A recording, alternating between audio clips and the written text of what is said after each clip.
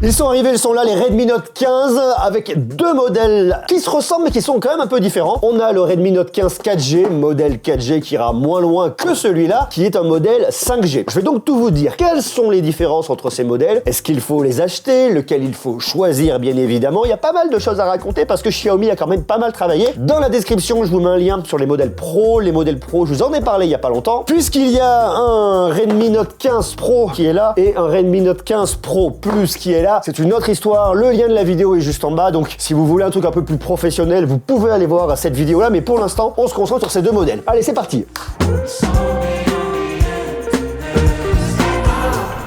Je vous donne le tarif déjà pour que vous sachiez réellement à quoi vous attendre. Le modèle 4G qui est là est disponible à partir de 199,90 € sur le site de Xiaomi. Bien évidemment, s'il vous intéresse, il y a un lien en bas dans la description. Le modèle 5G est un peu plus cher, on s'en doutera. Le processeur sera différent pour pouvoir avoir de la 5G et lui est disponible à partir de 260 €, 259,90 € sur le site de Xiaomi en France. Commençons par parler du design. Il y a un truc qui est pas mal. Je sais pas, d'ailleurs dites-le moi en commentaire, est-ce que vous avez déjà eu des Redmi Note de Xiaomi? Et si vous en avez déjà eu, il y a peut-être un truc qui va vous sauter aux yeux. Et bien c'est que Xiaomi a retravaillé son design en le rendant un peu plus moderne que ce qu'on avait avant et un peu plus sexy. C'est quand même pas mal. Je parle bien évidemment du logo ici. Ce qui nous intéresse, ce sont les smartphones. Regardez, donc là vous avez le modèle en 4G, là vous avez le modèle en 5G. En fait, ces deux modèles sont esthétiquement vraiment similaires. Ils ont déjà en commun des couleurs, c'est-à-dire que sur les deux modèles, vous avez une couleur noire et une couleur bleue. Ça, c'est le bleu que vous pourrez retrouver. Par contre, le modèle 5G, lui, a un violet. Alors, un violet qui est un peu marrant parce qu'il y a un côté un peu irisé. Si vous regardez, vous voyez, je trouve ça assez rigolo. Il y a de la matière, j'ai l'impression d'avoir un espèce de marbre sous le doigt. Tandis que sur le modèle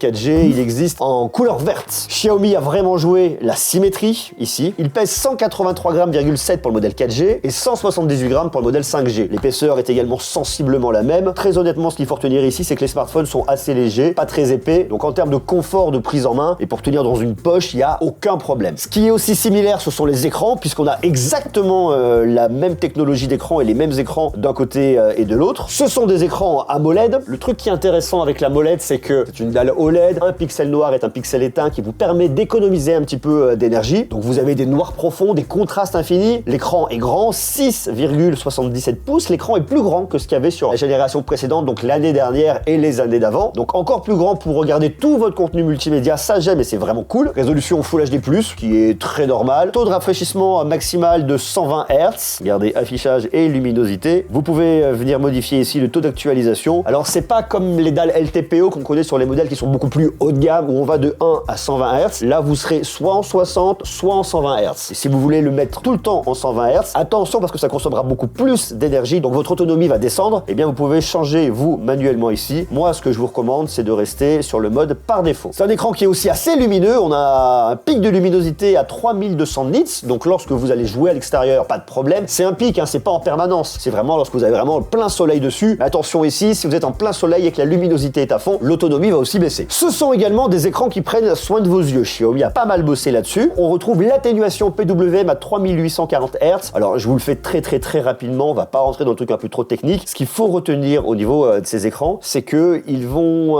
lutter contre la lumière bleue. D'ailleurs, il y a une certification de TÜV Rheinland, qui est le grand certificateur allemand, qui certifie qu'il a une faible émission de lumière bleue. Il va aussi lutter contre l'effet flicker, que vous percevez pas directement avec vos yeux, mais qui vous fatigue réellement. Et il prend également soin de votre cycle circadien, c'est-à-dire le cycle au moment du sommeil, en évitant de vous bombarder de lumière bleue. Xiaomi a aussi mis en avant l'expérience audio avec des haut-parleurs stéréo, c'est-à-dire que vous avez un premier haut-parleur ici. C'est la même chose sur les deux modèles, mais je vous montre sur celui-là. Un haut-parleur ici et un deuxième haut-parleur de renfort ici, avec beaucoup de volume. À la différence des modèles Pro où l'expérience est vraiment bien en termes de stéréoscopie, ici c'est un peu moins bon, faut le savoir. Le premier haut-parleur que vous avez là est assez puissant, le deuxième est beaucoup plus faible. Regardez, si je bouge, on entend beaucoup moins bien. Ça permet d'avoir une petite expérience stéréoscopique sur la gauche, mais c'est pas extraordinaire. Après, on est sur des smartphones qui sont pas particulièrement chers, donc il y a rien de surprenant ici. Après, il y a un autre truc qui est assez rigolo, c'est qu'ils vous mettent un volume jusqu'à 300%. En réalité, c'est 100%, c'est-à-dire c'est le volume maximal, mais ils ont vraiment voulu mettre l'accent sur le fait que ce sont des smartphones qui sont puissants au niveau de l'audio, donc ils se sont dit 300%, c'est pas mal. Bon, c'est un petit artifice logiciel.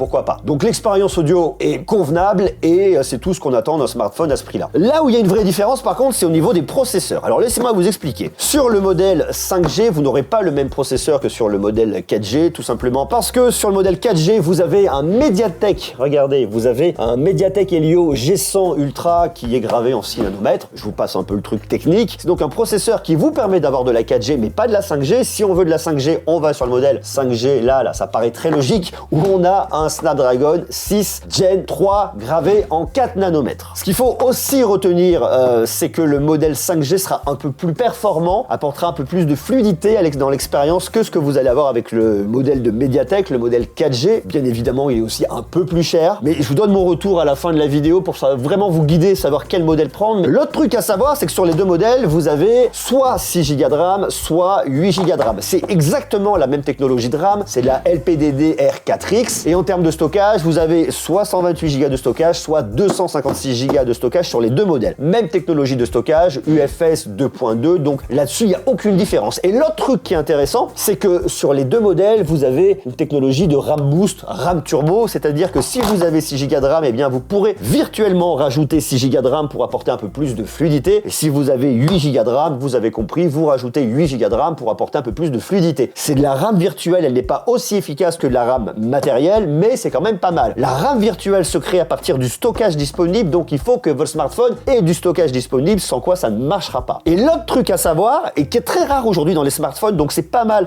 dans ces modèles-là de les avoir, c'est que vous avez une extension au niveau du stockage. Sur le modèle 4G, vous montez jusqu'à 2 Tera de stockage supplémentaire grâce à une carte micro SD, et je vous explique tout à l'heure un truc là-dessus, c'est intéressant, tandis que sur le modèle 5G, vous montez jusqu'à 1 Tera de stockage supplémentaire. Donc là, vraiment, en termes de stockage, pour mettre vos photos, vos souvenirs et vos plus belles vidéos, vous avez ce qu'il faut. Il y a aussi une différence au niveau des batteries. L'autonomie d'un smartphone dépend bien évidemment de la taille de la batterie, mais pas uniquement, elle dépend également du processeur que vous allez avoir, parce qu'il y a des processeurs qui seront un peu moins énergivores et qui vont consommer moins d'énergie. C'est notamment le cas des processeurs qui sont gravés un peu plus finement, c'est-à-dire que sur le Redmi Note 15 5G, vous avez un processeur qui est gravé en 4 nanomètres, tandis que sur le modèle 4G, il est gravé en 6 nanomètres. Ça veut donc dire que le processeur du modèle 5G gérera mieux l'autonomie que le processeur du modèle 4G. D'autant plus, et ce qu'il faut savoir et ce qui est vraiment intéressant, c'est que le modèle 5G a une plus petite batterie, 5520 mAh. C'est une batterie en silicium carbone avec un taux de silicium de 5%. C'est le même taux de silicium que vous avez sur le modèle Pro, à titre d'information. Tandis que sur le modèle 4G qui est ici, vous avez une plus grosse batterie de 6000 mAh. Xiaomi nous dit que vous aurez une plus petite autonomie sur le modèle 5G par rapport au modèle 4G. Là, vous avez sur le modèle 5G 1,58 jours, donc 1 jour et demi, tandis que sur le modèle 4G, vous aurez 2 jours d'autonomie. Attention, ça dépend de vos usages, ça dépend si vous jouez toute la journée, si vous l'utilisez toute la journée, donc c'est toujours un peu compliqué. Mais ce qui est assez intéressant, c'est que sur le modèle le plus haut de gamme parmi les deux, c'est-à-dire le modèle 5G, l'autonomie sera un peu moins bonne que sur le modèle 4G. Je suis convaincu malgré tout quand même qu'une journée et demie, c'est pas trop problématique. D'autant plus que vous le rechargez assez rapidement. Lui, il a le modèle 5G, vous allez le recharger en 45 watts. Attention, le bloc de charge n'est pas inclus dans la boîte sur un modèle comme sur l'autre. Il faut l'acheter à part. Je vous recommande de l'acheter sur des sites sérieux et notamment chez le constructeur, comme ça vous aurez aucun problème. Donc là, c'est de la 45 watts avec du 18 watts inversé, tandis que sur le modèle 4G, c'est du 33 watts. Il se recharge un peu moins rapidement avec également de la recharge inversée 18 watts. Recharge inversée, ça veut dire que vous allez pouvoir recharger des écouteurs en utilisant un câble, vous branchez, vous rechargez des écouteurs, vous rechargez le téléphone d'un ami ou d'une amie sans aucun problème. Par contre, il n'y a pas de recharge sans fil ici. C'est pas du tout surprenant sur ces modèles-là. L'expérience logicielle, c'est Xiaomi HyperOS 2. Il n'y a pas de mauvaise surprise, il n'y a pas de mauvaise nouvelle, c'est bien, c'est suffisamment fluide. Après, on aime ou on n'aime pas, mais moi, je trouve ça plutôt efficace. Avec votre centre de contrôle qui est ici, avec vos notifications qui sont ici, vous avez un tiroir d'applications ou pas, je crois que je l'ai mis sur celui-là. Voilà, on peut avoir un tiroir d'applications où vos apps vont être classées ici, communication, divertissement, photos et compagnie. Bien évidemment, on a Gemini de Google avec Gemini Live, donc si vous voulez poser toutes vos questions à l'intelligence artificielle de Google, eh bien vous pouvez le faire. Côté photo, il y a une petite différence. Ça, c'est aussi intéressant. Regardez. Bien évidemment, et on s'en doutera, le modèle 4G ira moins loin. C'est-à-dire que sur le modèle 4G, vous avez un grand capteur principal de 108 mégapixels. Vous avez exactement le même capteur dans le modèle 5G, ici. Maintenant, là où il y a une très grosse différence, c'est que sur le modèle 4G, vous avez un deuxième capteur, c'est un capteur de profondeur de 2 mégapixels, qui vous servira plus plus pour le mode portrait, qui, de vous à moi, n'est pas extraordinaire. Tandis que sur le modèle 5G, vous avez un ultra grand angle de 8 mégapixels, qui sera un peu mieux, et on regarde les photos dans quelques instants. La caméra de selfie est la même sur les deux modèles, vous avez un capteur de 20 mégapixels. Si vous voulez faire de la vidéo, vous pouvez filmer jusqu'en 4K 30 images par seconde sur le modèle 5G, tandis que sur le modèle 4G, uniquement en Full HD à 60 images par seconde. Après, il y a quelques technologies d'intelligence artificielle, on a l'anti-reflet avec de l'IA, on a l'embellissement avec de l'IA, on a la gomme pro avec de l'IA sur les deux modèles, et puis il y a un petit point de détail que nous montre Xiaomi, c'est-à-dire que comme vous avez un grand capteur de 108 mégapixels, et bien on peut venir zoomer un peu dans le capteur pour avoir un peu de polyvalence. Je peux venir switcher entre mon x1 qui est en 24 mm, mon x1,2 qui est en 28, le x1,5 qui est en 35, et ensuite je reviens ici, et après j'ai un x3 qui me fait un équivalent 72 mm. Alors attention, c'est pas non plus un smartphone qui est excellent en photo, donc évitez de trop zoomer dans le capteur parce qu'à un moment la qualité va se dégrader. À gauche on a le Redmi Note 15 4G, à droite le Redmi Note 15 5G. J'ai eu le modèle 4G pendant plus longtemps, donc j'ai fait plus de photos, mais je vais quand même vous montrer en les mettant côte à côte pour que vous puissiez voir vraiment quelle est la différence. Déjà, ce qu'on peut regarder ici sur cette photo, c'est la gestion du contraste et des couleurs. Sur le modèle 5G, on sera un peu plus foncé au niveau de l'herbe que sur le modèle 4G. On le voit également sur les arbres ici, vous voyez, c'est un peu moins contrasté. Sur le modèle 5G, c'est un peu plus contrasté. Le modèle 5G à l'ultra grand angle, donc là je vous montre l'ultra grand angle, il n'est pas extraordinaire, il est assez imprécis, mais il a le mérite d'exister. Ensuite, on passe sur le x3, et là ce qu'on commence à voir sur le x3, et ce qui est intéressant, c'est que sur le modèle 4G, eh bien le processeur a un peu plus de mal à gérer tout ce qui est exposition. Là, vous voyez, sur les hautes lumières, c'est tout de suite beaucoup plus compliqué, tandis que sur le modèle 5G, eh bien j'ai un peu plus de ciel bleu, j'ai aussi une teinte qui est un peu différente, je suis un peu plus sur le vert ici au niveau de la façade, que sur le modèle 5G, c'est un peu plus violet. Donc vous voyez, le processeur vient vraiment jouer au niveau de la colorimétrie, même si pour autant on a les mêmes capteurs d'un côté et de l'autre. Là, on continue en x1, et vous le voyez une fois de plus sur le modèle 4G. Difficulté au niveau de l'exposition en haut à gauche du bâtiment, c'est un petit peu plus cramé, c'est plus blanc, tandis que de l'autre côté, sur le modèle 5G, ça va beaucoup mieux. On a l'ultra grand angle là sur le modèle 5G que je vous montre ici. Là, on est sur le x3. Alors là, on le voit tout de suite sur le x3. Le ciel est complètement cramé sur le modèle 4G. Sur le modèle 5G, il s'en sort un petit peu mieux. Je voulais vous montrer sur de la couleur. Bon, je trouve que le modèle 5G s'en sort un petit peu mieux, mais le modèle 4G n'est pas mauvais là-dessus, donc il n'y a pas de problème. D'autant plus que si vous regardez sur le modèle 4G, on a plus de détails ici sur la terre, on voit un peu mieux. Sur le modèle 5G, c'est un peu plus imprécis. Mode portrait en x2 à f2.8, ils s'en sortent pas trop mal l'un comme l'autre. La caméra de selfie, je la trouve un peu plus floue sur le modèle 5G, vous voyez, sur le modèle 4G, je trouve qu'elle s'en sort un petit peu mieux. Les deux ont un petit peu de mal au niveau des hautes lumières sur le côté de mon visage. Le modèle 5G est un peu plus cramé sur le côté ici, le modèle 4G un peu moins. C'est avec une expo qui est un peu différente, on change un peu d'angle, et dans les deux cas, ça fonctionne pas trop mal. Là, on se met là et on voit que le modèle 4G a aussi un peu plus de mal au niveau des hautes lumières, vous voyez, sur le côté du panneau, et sur le haut du panneau, sur l'aluminium, là c'est un peu plus cramé, et lorsqu'on vient se rapprocher, mis à part avoir des mouches sur le panneau, eh bien on voit que les teintes sont pas tout à fait les mêmes. Ici, pour voir un peu de détails, je trouve que les deux s'en sortent pas trop mal. Je vous montre d'autres photos que j'ai shootées avec le modèle 4G, j'avais pas le modèle 5G à ce moment-là, donc je peux pas vous montrer exactement, mais ce qui est intéressant, et ce qu'il faut retenir, et vous allez le voir, c'est que le modèle 4G n'a pas à rougir. C'est pas le meilleur smartphone pour faire de la photo, mais regardez, pour ramener des souvenirs comme ça, là, c'est quand même pas mauvais. Alors on évite de trop zoomer parce qu'à un moment c'est pas bon, mais vous voyez des photos à la plage, c'est pas mal. On ne zoome pas, mais sinon là vous voyez, caméra de selfie, elle s'en sort pas trop mal.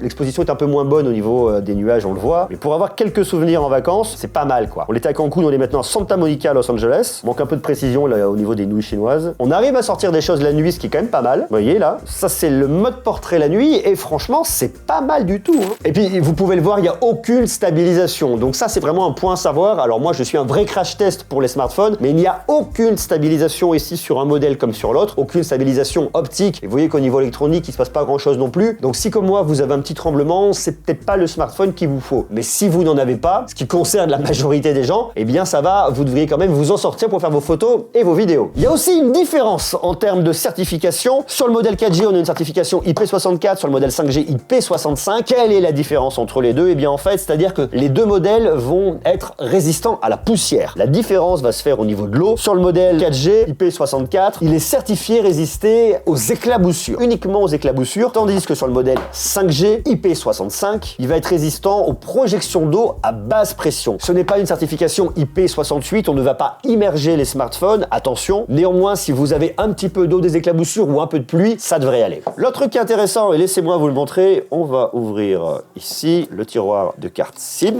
Vous pouvez mettre une première carte SIM ici, SIM numéro 1, et de l'autre côté, vous avez la possibilité soit de mettre une SIM numéro 2, soit il vous le marque au-dessus, une carte micro SD pour augmenter votre stockage. Donc vous mettez soit une SIM plus une deuxième SIM, si vous avez besoin, soit une SIM et une carte micro SD. Ce que nous dit également Xiaomi, c'est qu'ils sont résistants aux chutes. Alors il y a une petite différence, très minime, ça me fait assez rigoler d'ailleurs, c'est-à-dire que le modèle 4G, il est résistant aux chutes jusqu'à 1,8 mètres, tandis que le modèle 5G est résistant aux chutes jusqu'à 1,7 mètres sur du marbre, à plat. On évite, on le fait pas tomber, parce qu'à un moment, il peut se casser. D'autant plus que vous n'avez pas de verre Corning Gorilla Glass Victus 2 à l'avant. Ils nous disent qu'on a un verre qui est quand même protégé. Ok, protégé, mais pas contre tout. Donc faites super attention. Autre technologie qui est assez marrante et qu'on retrouve sur les modèles Pro, c'est la technologie Wet Touch, qui fait que si vous avez le doigt mouillé ou qu'il y a un peu de gras sur votre doigt, vous allez quand même pouvoir l'utiliser très facilement. Vous l'avez vu, vous avez un capteur d'empreinte digitale ici pour déverrouiller très rapidement sur un modèle comme sur l'autre. C'est la même chose là sur les deux modèles, ce que je vous dis. Vous avez en plus 6 ans de mise à jour de sécurité sur les deux modèles et 4 ans de montée d'OS sur les deux modèles. On a de l'infrarouge sur les deux modèles, du NFC pour le paiement dématérialisé. Autre technologie qui est plutôt rigolote, c'est l'élimination de l'eau par le haut-parleur. Ce qui se passe, c'est que si votre smartphone était en contact avec de l'eau, le haut-parleur va envoyer beaucoup de son pour éliminer l'eau. Si vous avez de l'eau dans le haut-parleur, ça veut dire qu'il a été immergé et ça, votre smartphone, il va pas aimer. Donc on évite. Si toutefois vous vous retrouvez avec de l'eau, eh bien vous pouvez venir l'éliminer ici, ce qui est quand même plutôt rassurant. Parlons maintenant des tarifs.